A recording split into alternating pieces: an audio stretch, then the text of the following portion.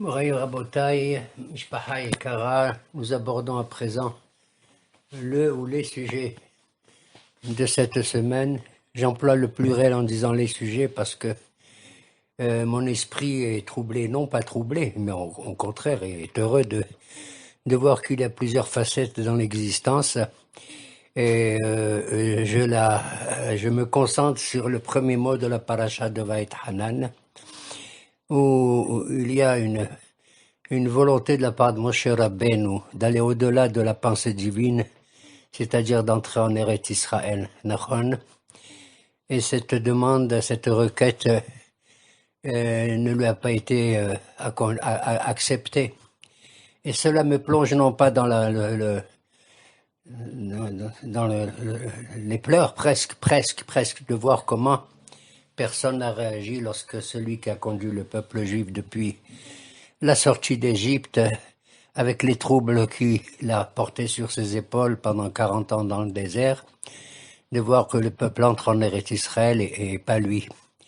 Effectivement, nos Hachamim nous donnent un remède, une manière de comprendre, c'est que le mot Vaït Hanan, j'ai tellement supplié l'Éternel, je voudrais traverser, rien que voir. Et Dieu ne lui a accordé que de monter sur une colline et de voir avec ses yeux uniquement du nord au sud, de l'est à l'ouest, le pays d'Israël. Et certains de nos maîtres disent, pourquoi Moshe il veut rentrer? Est-ce qu'il a besoin de manger les fruits? C'est ça qu'il voulait. Qu'est-ce que ça veut dire? Comme ça, on fait un reproche à Moshe Rabbeinu. Premièrement, quelqu'un qui va n'importe où, il faut bien qu'il mange pour vivre, n'est-ce pas? Et deuxièmement, il a enseigné au peuple que Eretz Israël était tellement Eretz Meshubahat que même dans l'accomplissement de la nourriture, il y avait des mitzvot qu'on pouvait accomplir, la terouma, le maaser, la mitzvot atluyot ba'aretz. Et nos maîtres nous révèlent que il a prié. Tu sais combien de prières il a fait? 515. J'ignore quelle est l'origine de ce chiffre. Pourquoi il s'est arrêté à cela? Il s'est arrêté à ce chiffre tout simplement parce que le bon Dieu lui a dit arrête de prier. Ravlach. Depuis quand on empêche quelqu'un de continuer à prier? C'est incroyable. Moi, je prie, même s'il me dit je continue de prier. Puisque la prière, par définition, c'est d'implorer l'Éternel jusqu'à la dernière seconde de notre existence. Et ça nous est compté comme une véritable teshuva, n'est-ce pas? Un rapprochement avec Akadosh Baruch Hu. Il lui dit, ça suffit. La grandeur de Moshe, c'est qu'il a compris que ça suffit, il s'est arrêté. Quelle est l'importance de ce chiffre 515?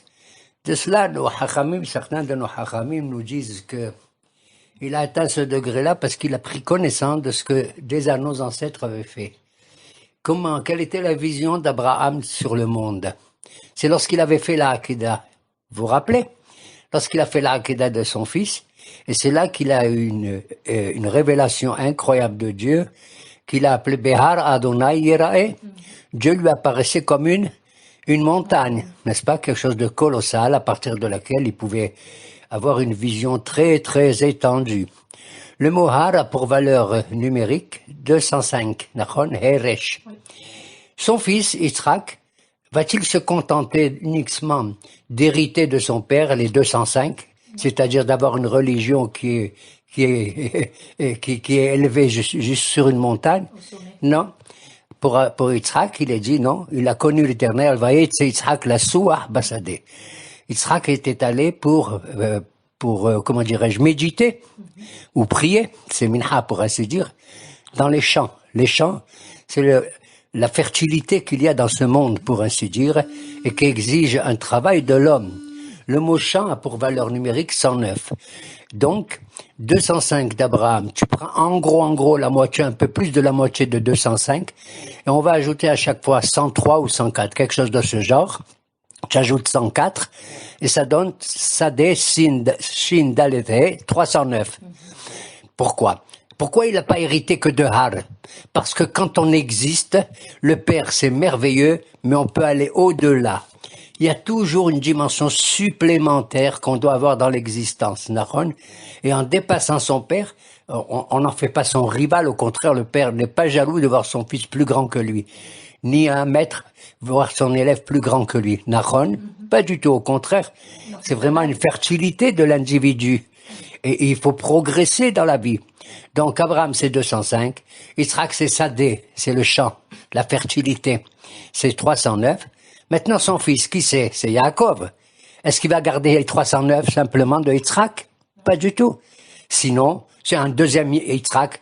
Or, un homme n'est pas le deuxième de quiconque.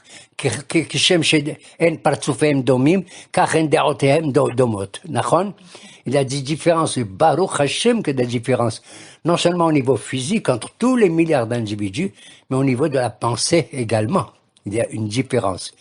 Et donc, Yaakov Abinu, quand il a fait l'expérience de la révélation divine, pour lui, ça n'était ni une montagne, ni un champ.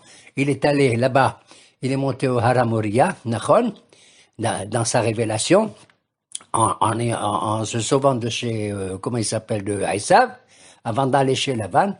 Et lorsque cette révélation, comment il a défini? Enzekim bet Elohim. C'est la maison de Dieu. Waouh! Tu vois comment déjà on rapproche un peu cette révélation vers soi-même. La maison, c'est un domicile, je dirais familial. C'est de loin plus proche qu'une montagne ou qu'un champ, nous sommes d'accord. Et tu mets le bon Dieu, pour ainsi dire, dans un espace clos, entre guillemets, qui, pour ainsi dire, révèle en soi le monde tout entier dans ta maison. Baït. Baït, c'est pour valeur numérique 412. D'accord? Tu ajoutes 103, c'est-à-dire la moitié de Har d'Abraham. N'oublie pas que c'est ton grand-père. Ça fait exactement 412. D'accord? De 309 à 412, c'est Baït. Bon, et ben voilà. La religion, c'est d'instituer une maison, puis ça y est, on entre chez nous, entre le père, la mère, les enfants, les petits-enfants, puis c'est tout. Voilà la religion, d'accord? Le bon Dieu, il est, pour ainsi dire, perceptible à ce niveau-là. Et voilà que, tiens, mon cher Rabbeinu, il a ni une montagne maintenant, ni un champ, ni une maison. Il est tout seul, il va quitter ce monde tout seul, Nahon, tout seul. Qu'est-ce qu'il lui reste?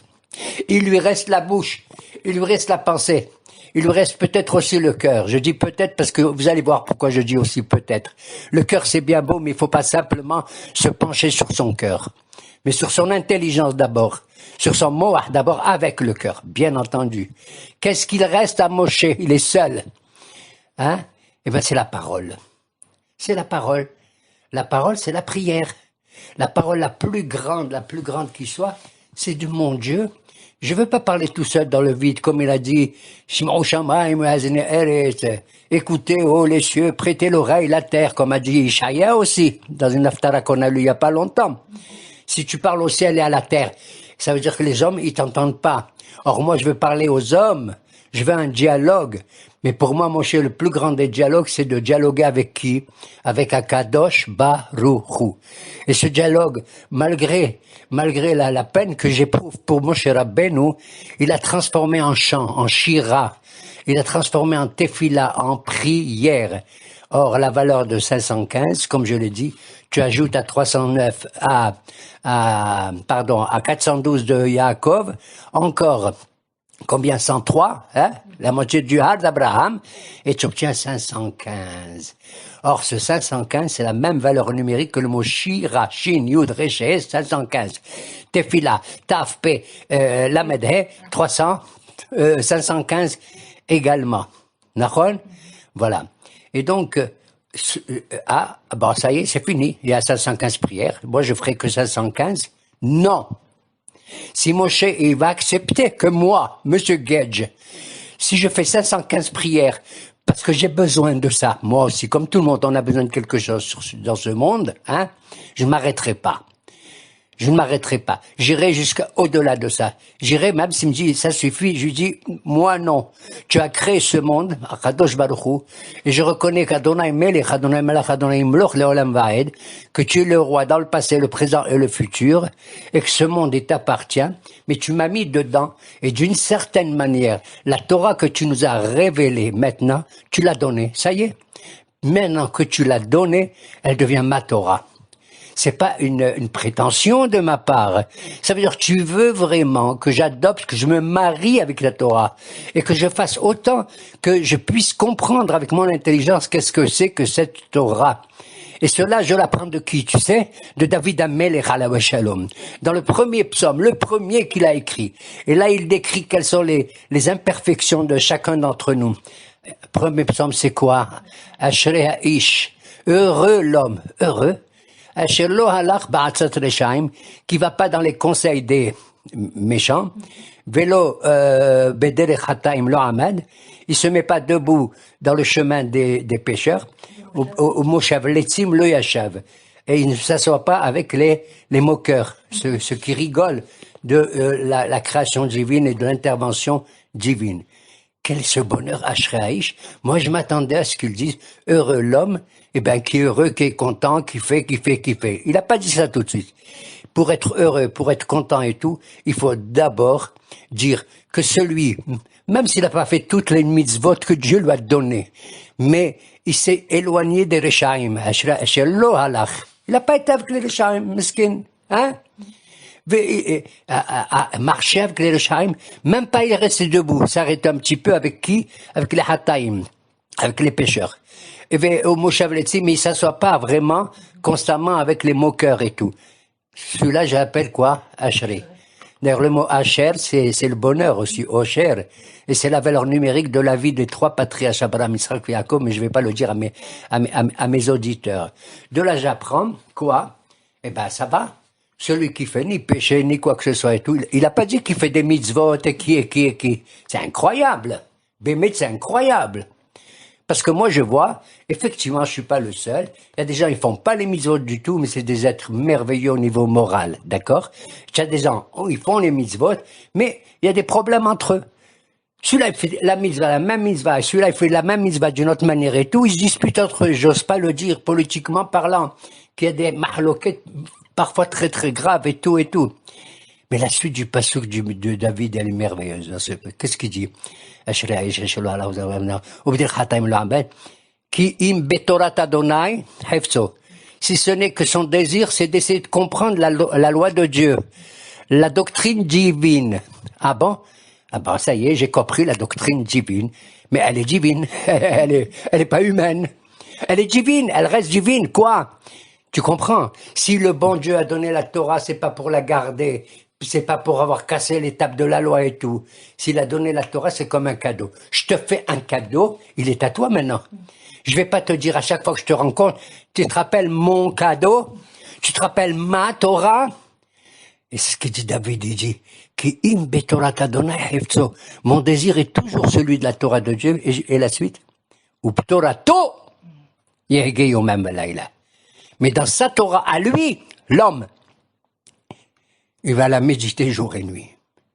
C'était la Torah de Dieu, ça devenait la Torah de qui?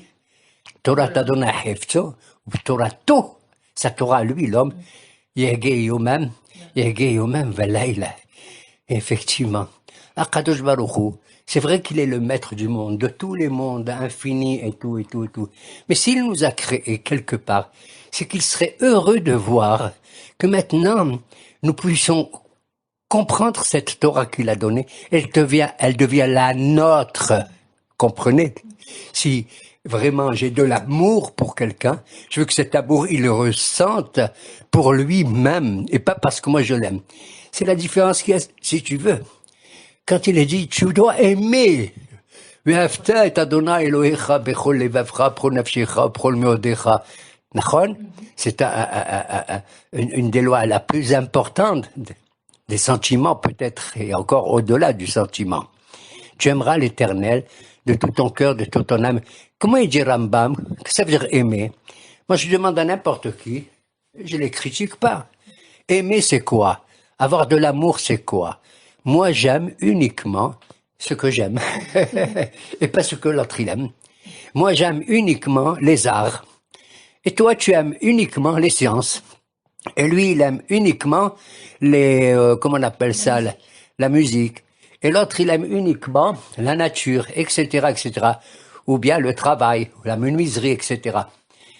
Ça se rapporte par rapport au sentiment que nous avons dans le cœur, C'est bien le cœur, bien sûr, mais c'est insuffisant. Parce que dans le cœur, on me dit, celui-là, je l'aime parce qu'il est beau, et celui-là, je l'aime pas parce qu'il a le nez crochu, etc., etc. Rambam, au début de son livre merveilleux, il a dit, tu sais ce que ça veut dire Ahava? C'est pas quelque chose qui est uniquement lié au cœur, pas du tout. Il a dit Bechol levavcha, oui. Mais après, qu'est-ce qu'il a écrit? Ou prol nafshecha, après, avec toute ta vie, ton nefesh intérieur et profond. Ou prol meodecha, avec tous tes biens et toutes tes qualités, tes midot. Meod, ça veut dire midot. Nachon? Et à Rambam, il dit, comment je vais aimer ce que Dieu, il a fait, ce cadeau qu'il nous a donné, c'est le monde. Comment je vais l'aimer? Ben, je vais l'aimer parce que je vais aimer autant, t'écoutes bien, je vais aimer autant une plante qui pousse, des vitamines qui sont au fond de la terre, que le soleil, ou que la lune, ou que l'air que je respire, ou que l'eau que je bois. Tout ce qu'il a fait mérite mon amour. Mais ceci n'est possible pas avec le cœur. Ceci n'est possible qu'avec la date, avec la connaissance. C'est-à-dire d'apprendre et les mitzvot de Dieu, mais également les sciences qui sont dans notre esprit et que les hommes ils ont donné, et de respecter. Ça veut dire que même si je vois un rabbin, je fais une bracha, Baruch Adonai shehalak mikvodo les réaves. Dieu t'a donné de ta gloire à ceux qui te craignent. C'est les religieux. Mais si je vois même un scientifique, il n'est pas religieux, un scientifique, un mada'an, je dois faire aussi une bracha, tu le sais. Baruch Ata Hashem shehalak mida'ato, michokmato les basar adam. D'accord? Ou les réaves. Même un scientifique. Pourquoi? Parce que lui aussi, il t'ouvre les fenêtres, il t'ouvre la porte, il t'ouvre les yeux vers des domaines que Dieu aussi a créés. Que lui aussi, il a créé. Vous comprenez? Donc, avec le cœur qui a ce sentiment débordant, etc., imprévisible, il est raciste un petit peu le cœur, si tu vois ce que je veux dire. Non, Bémet, il est raciste. Bien sûr. Pourquoi je te dis? Ça ressemble à un mariage. Et ceci est lié à la prochaine fête qu'on va faire. J'appelle ça une fête, j'en sais rien. C'est Tou B'Av. C'est bientôt, c'est ce vendredi. Nachon? Le 15e jour du mois de Av. Et là-bas, les rabbins, ils sont incroyables, je les adore, mais je les comprends pas. Ils ont dit, Lo hayu yamim tovim, ketu be'av ou kiyom kippurim. On n'a pas connu des jours de fête merveilleux, comme le 15e jour du mois de Av et le jour de Kippour. Dis-moi, le jour de Kippour, c'est merveilleux. Le jour de Kippour, il y a écrit Mehila Sliha ou Chapara. On va là-bas avec tous nos péchés.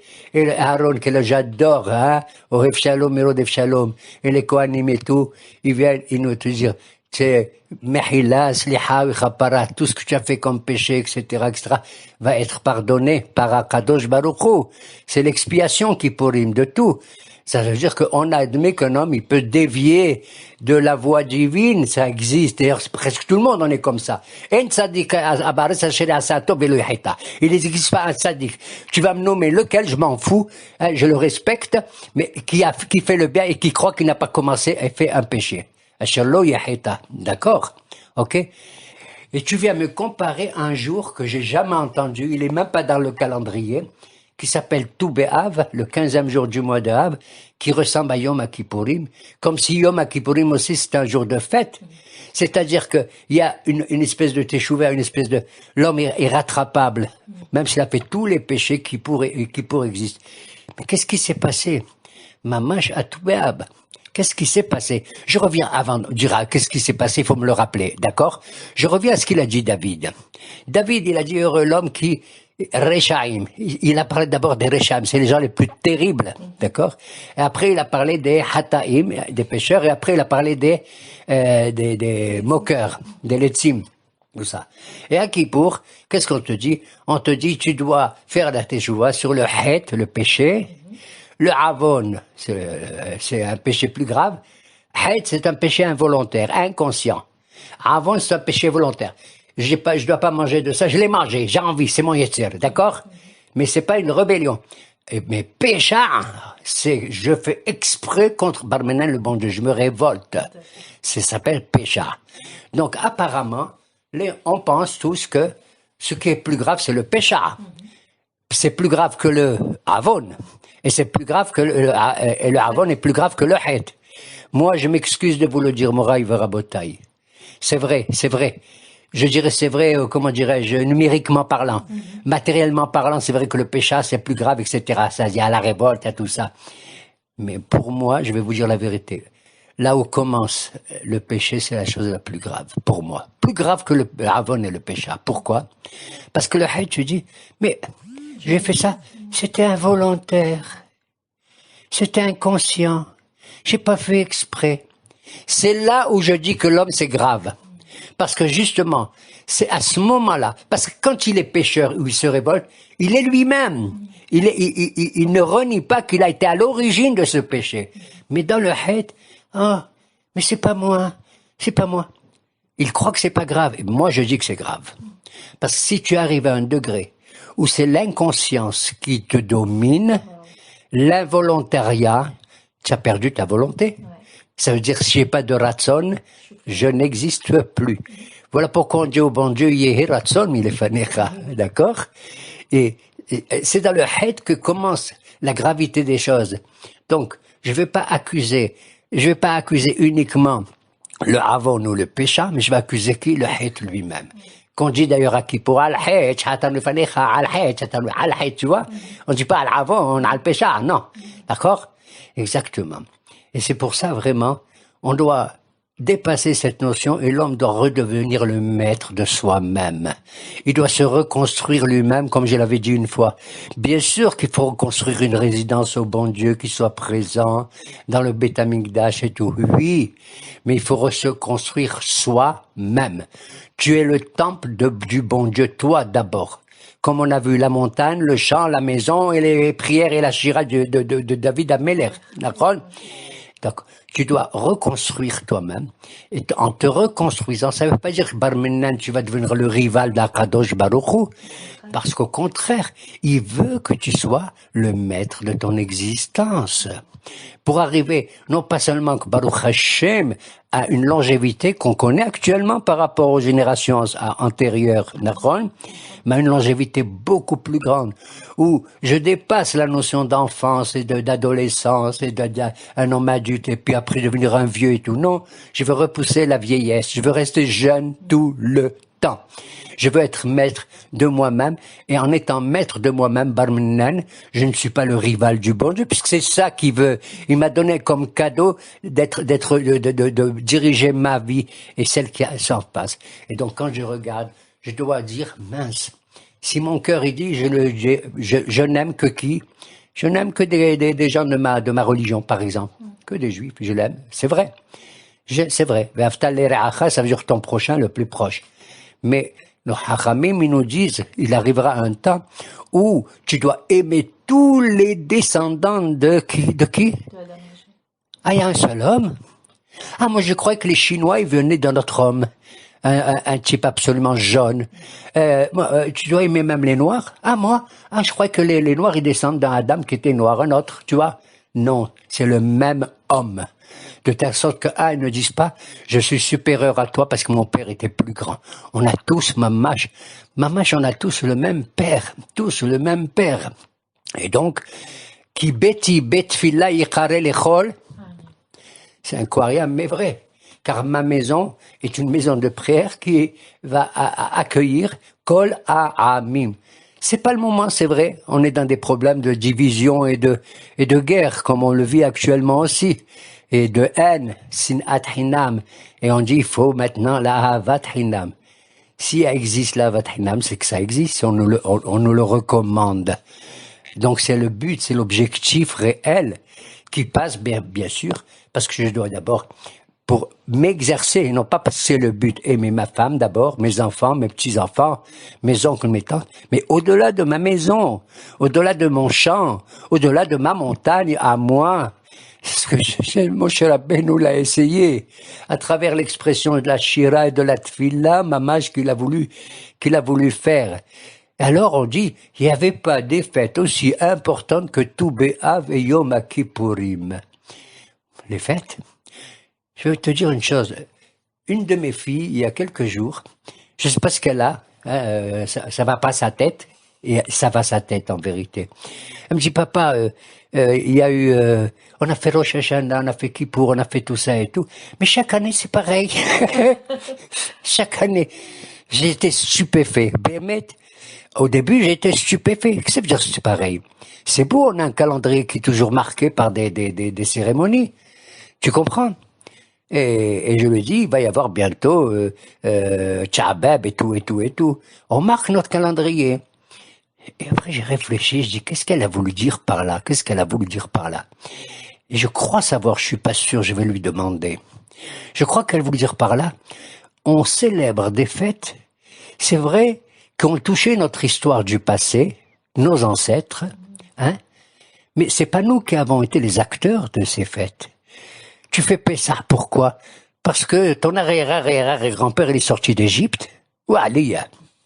Tu fais pourquoi Shavuot? Parce que ton arrière-arrière-grand-père et grand-mère, ils ont reçu la Torah au Sinaï. Tu comprends? Est-ce que je suis proche? Moi, c'est la fête, c'est ma fête. Sukkot, parce qu'ils ont vécu dans le désert avec des Sukkot au chef Béné Israël, et qu'ils avaient les Hananekavot, qu'ils avaient la manne et tout, et tout, et tout. C'est beau. C'est vrai qu'il faut être attaché à son passé. Les autres nations, ils sont pas attachés comme nous au passé. C'est vrai, c'est vrai. Et tu dois faire Rosh Hashanah parce que c'est le premier jour de la création du monde. Où j'étais, moi, pendant la création du monde. Je crois que c'est ce qu'elle voulait dire. Elle n'a pas su l'exprimer. Mais moi, j'essaye de comprendre ce qu'elle a voulu dire, ma fille merveilleuse. Quand elle m'a posé cette question qui lui sortait du cœur, comme ça, mamache. De là, j'apprends quoi? Que la véritable fête, c'est une fête que chacun, il célèbre en fonction de son existence. Je dois, moi, sortir de mon Égypte, moi-même. Je dois, moi, recevoir cette Torah, pas seulement qu'il la donne, Kabbalah ta Torah, Matan Torah, la Kabbalah ta Torah. Vous comprenez? Je dois moi-même trouver dans l'alimentation qu'elle a le goût de la manne et de tous les goûts, etc., etc. Et que je suis protégé par ceci, par cela, des ananimes, etc., etc. La notion de Moed ou de Hag, elle est importante. Le Hag, c'est des fêtes anciennes. D'accord. C'est ce que ça veut dire Hag. Ça veut dire Houga. Qu'est-ce que c'est Houga? Un cercle. Houg, hein? On envoie nos enfants au Houg. Un jour, j'ai pensé à ça. Il y avait un rabbin extraordinaire, je crois que c'est Honi à Me'agel. Il était, les Juifs, il n'y a pas de pluie, on ne peut pas manger, il y a rien qui pousse et tout. Il a dit, je vais demander au bon Dieu, on va voir. Il est allé, et il a fait un cercle, à Houg, à Hag. Son cercle à lui, tu as vu son cercle à lui. Et ce cercle à lui, c'est pire que tout le cosmos, c'est le cercle du cosmos entier. Parce qu'il a fait pour l'humanité, il a fait pour son peuple, ce Houg, ce Hag, Hagiga. Il a fait un cercle, il a dit au bon Dieu, je voudrais de la pluie. Et le bon Dieu, il envoie des petites gouttes de rien du tout. Il a dit, mon Dieu, je t'ai pas demandé ça. Tu te rends compte comment il parle? Je veux de la pluie, vraiment, on a besoin. Qu'est-ce qu'il fait le bon Dieu? Il lui envoie le Mabou, le déluge. Mais non, je ne demande pas ça. Si tu continues, je reste dans le cercle. Je reste enfermé dans mon cercle. C'est mon cercle à moi maintenant. Tout le cosmos, il est à moi-même. Tu te rends compte? C'est pas insolent, c'est merveilleux quand ça va pour l'amour, pour l'autre, de tout le monde, tout ça. Et à ce moment-là, Kadosh Baruch Hu, il a donné quoi? La pluie comme il fallait. Ça, c'est un vrai Hag. Ça, c'est ma pluie à moi. Et j'espère, Moraï Verabotay, que cette pluie de Hagel vous a plu. Si elle vous a plu, alors je suis très content qu'on sorte de cette remède Sranet Almut que nous vivons actuellement. Alors ils ont dit, il n'y a pas eu de fête merveilleuse. Mais cette fête, elle n'existe pas dans le calendrier, je te jure. Il y a écrit tout béaf, c'est tout. On ne sait pas qu'est-ce qu'il y a à faire. Dis-moi, il y a quelque chose à faire. Il faut manger de la matzah. Qu'est-ce qu'il faut faire? Il faut sonner du chauffard. Il y a une mitzvah. Dites-moi, qu'est-ce qu'il y a? Il dit, oui, il y a quelque chose. C'est ta vie à toi. Et c'est quoi ma vie? Il a dit, tout béaf. Il s'est passé des choses extraordinaires. Et ces choses extraordinaires, c'est quand les enfants d'Israël, ils ont fait le péché des Meraglim, c'était à Tisha B'Av. Ils ont fait le Vaudor aussi. Et tous les Tisha B'Av de chaque année, quand ils étaient dans le désert, le bon Dieu a décidé que cette génération ne rentrait pas en Israël, comme Moshe. Et qu'est-ce qu'ils faisaient? Ils ont vu que la première année qu'ils ont fait ce péché, du Vaudor et des Meraglim, 14 000 morts, à peu près, un peu plus, mouraient le même jour. Et ça tombait quand? Tisha B'Av. Qu'est-ce qu'ils ont fait l'année d'après? Il savait que ça continuerait, parce qu'il leur a dit, vous n'entrerez pas en Israël.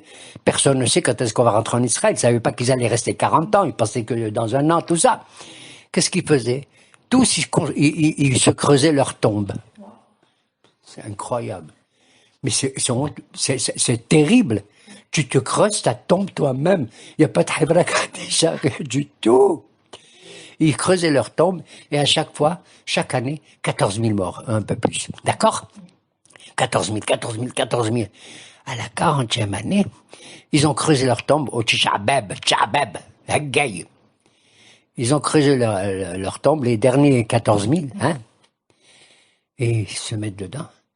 Le lendemain, c'est le lendemain. Ils voient qu'ils sont vivants. Ils sont pas morts. Ils disent, on s'est peut-être trompé de date. Ils n'avaient pas comme nous un calendrier. Comment tu veux qu'à l'époque, ils voient, hein? Ils savaient pas bien. On a dû se tromper. Ils sont restés dans la tombe encore le 10 Av. Le 11, ils voient qu'ils meurent pas. Le 12, le 13. Le 15, tout béave. Ils ont vu que ça y est.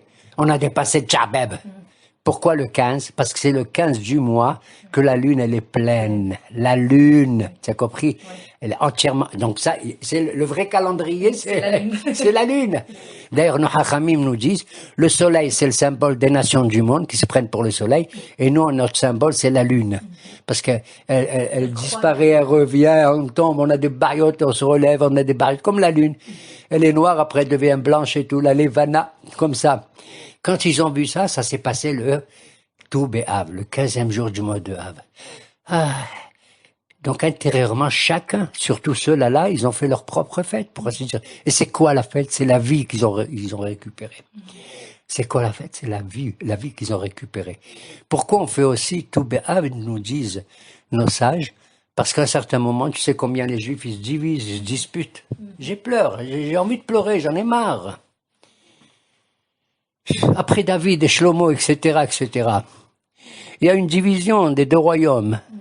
Les 10 tribus sont séparées des 2 tribus de Yehuda et Binyamin. Le royaume d'Israël et le royaume de Juda. Et c'était comme ça. Et un jour, comment il s'appelle? Yeroboam ben Nebat, qui a fait des péchés graves. Il a fait 2 veaux d'or, pas un seul. Il en a mis un à Bethel et l'autre à Dan, au nord. Et il a interdit. Pourquoi il a fait ça?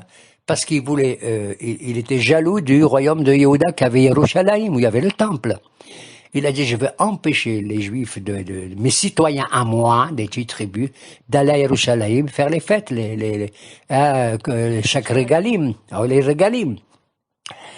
Et alors, qu'est-ce qu'il a fait? Il a dit, vous allez venir, maintenant j'ai fait 2 temples, un au nord, autre au sud. Et c'était des églésaves, presque des veaux d'or, eux aussi. Et ça a duré un certain temps, jusqu'à ce qu'à un certain moment, un des descendants de Yeroboam ben Nebat, qui était roi d'Israël, la chose merveilleuse qu'il a faite, la Ral-Bol, il a enlevé toutes les magaves, les policiers de la frontière, qui empêchaient les Juifs du Nord d'aller à Jérusalem pour faire la fête. Et donc maintenant, ils avaient accès d'aller à Yerushalayim. Et ça s'est passé quand? Il s'appelle Hoshea ben Ela, ce roi. Tu vois, et c'était quand même un roi affreux, comme on dit entre guillemets.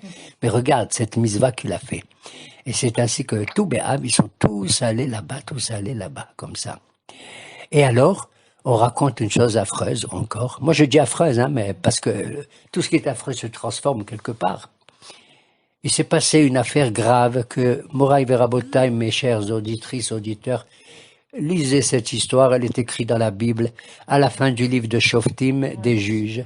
C'est l'affaire qu'on appelle Pilegesh Begivra. Dans le territoire de Givat Binyamin, c'est à côté de Givat Shaoul, hein. Ça appartenait à la tribu de Binyamin. Il y avait un jour un homme, il était marié avec une concubine, une Pilegesh. Qu'est-ce que c'est qu'une concubine? À l'époque, quand on se mariait, il y avait 2 manières. Soit tu épouses une femme et tu lui donnes la ketouba et tu lui donnes l'argent et la tabarat et tout, soit c'est une femme comme ça, mais une femme, mais sans obligation. D'accord? On appelle ça une concubine, une pilegesh. Cet homme, il avait une pilegesh, ils se sont disputés un jour comme ça, et la pilegesh, la concubine, elle est allée chez son père. Elle a abandonné son mari. Maintenant, ce mari, il aimait cette pilegesh, il l'aimait. Il est allé chez son père, à elle, Et le père a dit, ah, tu es venu, tu es adorable, tu es merveilleux. Bon, ma fille qui est ta concubine et tout, elle va revivre avec toi. Il a dit, bon, d'accord, ok. Il lui a servi à manger et tout. Et après, il a dit, l'autre, l'homme, c'était je crois, un homme de la tribu de Lévi, je crois, cet homme. Il habitait à Bethléem. Il habitait avant Bethléem. Et il a dit, bon, on s'en va. Hein, monsieur mon beau-père, je vous adore, on s'en va. Il a dit, non, restez encore un jour. Allez, bon, il reste encore un jour. Alors, on s'en va. Il dit, on reste encore un jour. On s'en va. Bon, finalement, l'homme a pris sa concubine et il est parti. Et il est parti, il a voulu regagner sa maison qui était dans les montagnes d'Éphraïm, hein. Mais en passant, en allant là-bas, il s'est arrêté pour se reposer dans le territoire de Binyamin. Et là-bas, il était dehors tout seul, personne ne l'a accueilli, jusqu'à ce qu'un vieux qui travaillait les champs, un agriculteur très vieux, il a vu cet homme tout seul, comme ça, avec une femme. Il a dit, c'est pas possible, personne ne l'accueille. Il lui a dit, venez chez moi, venez. Il a dit, non, j'ai tout ce qu'il... Il a dit, venez chez moi. Il l'a accueilli chez lui. En l'accueillant chez lui, il s'est passé une chose catastrophique. J'ai honte de la raconter, mais comme c'est écrit, donc je peux le dire. Lisez le livre des Shoftim à la fin. C'est tout. Chapitre, j'en sais rien, 17, 18, 19. OK? On frappe à la porte. Il y a une foule de la tribu de Binyamin, des hommes qui arrivent, des salopards, mamash. Ils ont frappé la porte. Ils ont dit, vous allez, un étranger, il est venu un homme, vous allez nous le donner, il voulait faire des saloperies avec lui. J'ose pas dire quoi. Alors le vieux, il a dit, pas du tout. Mais qu'est-ce que vous êtes fou de vouloir faire un truc, c'est de pire que l'homosexualité, je sais pas comment on appelle ça. Et, sauvage. Il leur a dit, non, je vais vous donner ma fille et cette piléguèche. Je vais vous la sortir. Il a sorti que la concubine, saleté. Ils ont pris cette pauvre femme, cette pauvre concubine. Ils ont fait tout ce qu'ils ont fait sur elle. Et après, elle est retournée. Elle était affalée, évanouie devant la porte du vieux, d'accord? Et son mari, le lendemain matin, le mari, il ouvre la porte, il la voit comme ça. Elle était morte. Elle était morte. Qu'est-ce qu'il a fait? Il a coupé sa concubine en 12 morceaux qu'il a envoyés aux 12 tribus d'Israël. Ou en 10 morceaux, je sais plus, en 12. Tu te rends compte? C'est une affaire terrible. Je la raconte, je m'en fous. Quand ils ont reçu ça, ils ont vu ça, ils ont dit, mais qu'est-ce qu'ils ont compris? Qu'est-ce qu'ils ont fait? Surtout la tribu de Yehuda et d'autres, ils se sont rassemblés des centaines de milliers de soldats. Et ils sont allés dans la Givat Binyamin, dans la colline de Benjamin, pour faire la guerre. Et il y a eu des guerres, il y a eu des milliers de morts. J'ose pas vous dire plus que 65 000 morts de 2 guerres ou 3 guerres qu'il y a eu entre eux. Des deux côtés d'ailleurs, hein, les morts. Des deux côtés. Et ça s'appelle l'affaire de Pilegesh Begura. Et alors les Juifs de l'époque, ils ont dit, on interdit à chacun d'entre nous de ne pas se marier avec qui? Avec les gens de Binyamin qui restent. Il restait pas grand-chose. Après la guerre, il ne restait que 600 hommes de Binyamin, tu te rends compte? Ils sont sauvés dans un rocher, c'est là, je sais pas quoi, comment ça s'appelle, c'est là Adom, hein? Et il y a eu donc un divorce entre toutes les tribus avec la tribu de Binyamin, qui n'ont même pas dit on a péché, on n'a fait jamais. Ils n'ont pas fait de chouva, rien. Jusqu'à ce que, un beau jour, après quelques années, ils ont vu les Juifs que les hommes de Binyamin, ils allaient disparaître. Comment une tribu va disparaître de chez nous alors que Yaakov, il a béni les 12, et surtout Binyamin qui a jamais ouvert la bouche, lui. Et ils ont dit, il faut bien renouer avec eux. Alors leurs pères, ils ont dit, oui, nous on renoue pas avec eux parce qu'on a fait la Sheboa, le serment, qu'on ne veut pas les voir, mais vous, nos enfants, vous avez le droit. Vous n'avez pas fait la Sheboa, vous n'avez pas fait prêter serment, pouvez vous marier avec eux. Tu sais quand est-ce que ça a été fait ce jour-là? À Toubéav. Donc la réunion d'un drame aussi terrible, intérieur au peuple juif. On te dit c'est une fête, lo hayu yamim tovim qu'Israël. Même lorsqu'on est plongé dans des divisions, des mahloquettes affreuses comme ça, mamash. Et il y avait aussi une chose moins grave, c'est que du temps de Yoshua, il avait divisé la terre d'Israël pour chaque tribu. Et il a dit, attention, si une femme de Réhouven veut se marier, elle se marie qu'avec la tribu de Réhouven, pas avec une autre tribu, parce pour pas mélanger les territoires. Sinon, ça fait des bagarres. Eh ben, cette interdiction a été annulée deux ou trois générations après. Et c'était quand? Le jour de Tou B'Av. Voilà pourquoi Moraï Verabotaï, à Tou B'Av, toutes les jeunes filles qui n'étaient pas mariées, hein, elles sortaient, elles dansaient devant le Mishkan Chilo, etc. À Tou B'Av aussi. Et ce qui s'est passé, c'est la réunion. Le véritable amour entre un homme et une femme, ça se passait de cette manière. De nos jours, j'ose pas dire qui c'est qui va accepter qu'on regarde des femmes qui dansent alors qu'on a la Zahma, la Tsnirut et tout ça.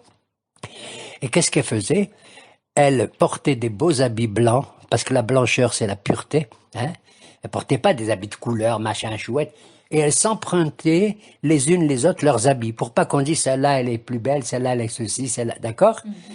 Elles empruntaient. Tu me prêtes ta robe et moi je te donne la mienne. Oui, oui, oui. Comme ça, il n'y a pas de jalousie entre elles. Et elles se mettaient à danser. Et là-bas, tout le monde, les jeunes gens qui n'étaient pas mariés, ils allaient là-bas pour les regarder, y compris ceux de la tribu de Binyamin. Hein. Et elles se mettaient. Alors les unes, un peu prétentieuses, disaient, oh jeune homme, tu vas porter regarde, regarde, je suis d'une famille très très riche. Zama. Une autre disait, oh jeune homme, regarde, je suis d'une famille très sélectionnée. Yani, elle était peut-être Cohen ou elle était aristocrate ou bourgeoise. Et la troisième, la pauvre, elle avait ni ça ni ça. Oh jeune homme, tu vas te marier, mais fais-le les Shem Shamayim. Fais-le pour l'amour de Dieu. Je suis une femme moi aussi. Si j'ai pas des bijoux à l'extérieur, j'ai des bijoux à l'intérieur. De là, j'apprends. Quand on fait un chidour, c'est vrai qu'on a les uns et les autres des volontés. Il faudrait que la femme que j'épouse elle soit comme ci, comme ça. C'est naturel, ok. Mais il faut pas exagérer. D'abord, le chatran, c'est comme certains méchants rabbins, qu'est-ce qu'ils disent de lui? Shin dalet chafnoun, sheker dover kesef notel. Il dit des mensonges pour recevoir du fric. Chatran, sheker dover kesef notel. Alors, elle dansait et tout, et c'est ainsi que les mariages se faisaient grâce à ça. D'ailleurs, on apprend de là qu'il y avait un homme qui était de Binyamin, d'ailleurs. Tu sais qui c'est? Shaoul, il s'appelait Shaoul. Et ça deviendra Shaoul Améler plus tard. Il était là-bas, celui-là là-bas, tu vois. Et c'est comme ça qu'il s'est marié avec tous. De là, on apprend, mamash, que le bonheur que nous devons avoir d'aimer les uns les autres et d'aimer, etc., doit commencer vraiment, vraiment dans un couple d'un homme et d'une femme. Tu as compris? C'est important. Pas simplement que l'homme il est riche ou que la femme elle est belle ou autrement, mais c'est la volonté de faire une union. Ah, une union? Ah, une union, c'est valable que si les deux partenaires, ils se ressemblent. Pas du tout. Si les deux partenaires ils sont riches, ou si les deux partenaires ils sont intelligents, ou si les deux partenaires ils sont comme ceci, quoi, beau, non. C'est l'intelligence qui doit choisir avec le cœur, pas seulement le cœur tout seul. La véritable union, c'est pas l'union de deux individus différents, hommes et femmes, quelles que soient leurs différences. Il y a des différences. La véritable union, c'est d'épouser la différence de l'autre. Je me marie avec une femme parce qu'elle est différente de moi, et la femme se marie avec moi parce que intérieurement elle est différente de moi. Voilà pourquoi on a des mitzvot que les hommes y font et des mitzvot que seules les femmes, elles, que seules les femmes, elles font. Il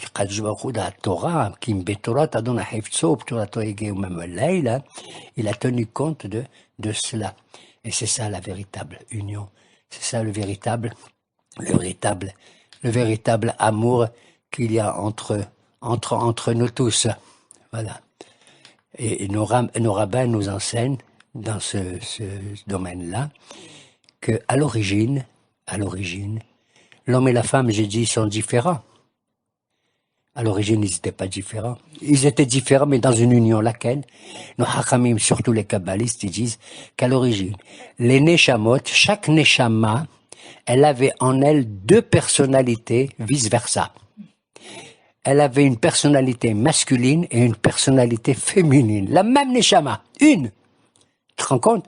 La véritable union existait déjà dans les mondes des Neshamot.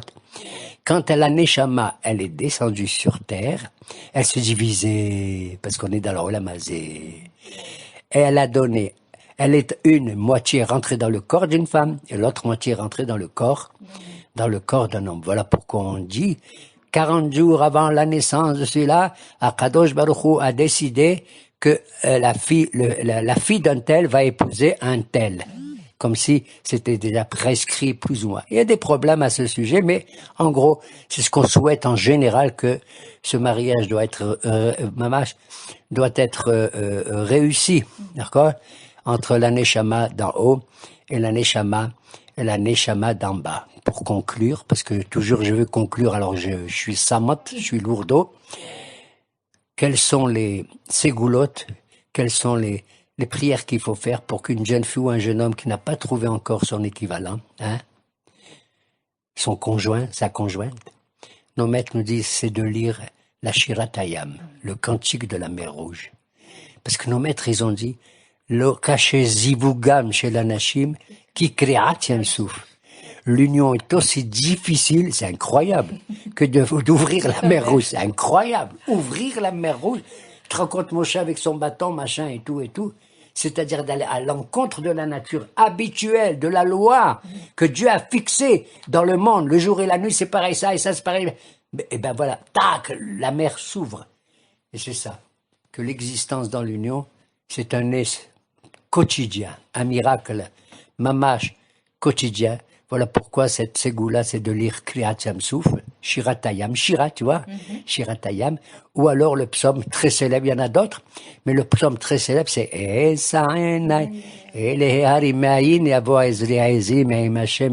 etc. D'accord? Et on voit que Be'ezat Hashem, à ce moment-là, si déjà à l'intérieur du couple, à l'intérieur de cette union c'est pas la plus fragile, pas du tout, mais elle est toujours dans un équilibre comme ça, alors que on peut apprendre quel est l'équilibre qu'il y a. Inematov umanaim, shevetahim, kamyahad.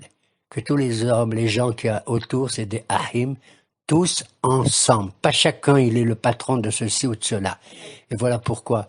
Je te remercie, mon Dieu. Tu as considéré que Moshe Rabbeinu, il est Eved Hashem. Ça a été le qualificatif le plus gros, le plus beau, hein. Lochen Avdi Moshe Kihu, etc. Neemanu, Bchol Beti. Il est Eved Hashem. Mais moi, je dis, mon Dieu, puisque tu as permis à Moshe d'aller au-delà d'Abraham, de Yitzhak et de Yaakov, avec les 515 prières, permettez-moi, à moi aussi, d'aller véritablement au-delà.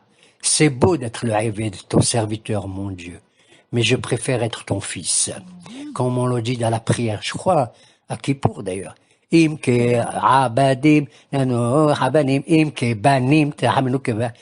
Si on était serviteur, c'est merveilleux, comme Moshe. Mais si on est des enfants, tes enfants, banim etem ladonai, loti de godedou. Vous êtes tous les enfants du bon Dieu, ne vous divisez pas. Shalom, Moraï, Verabotai.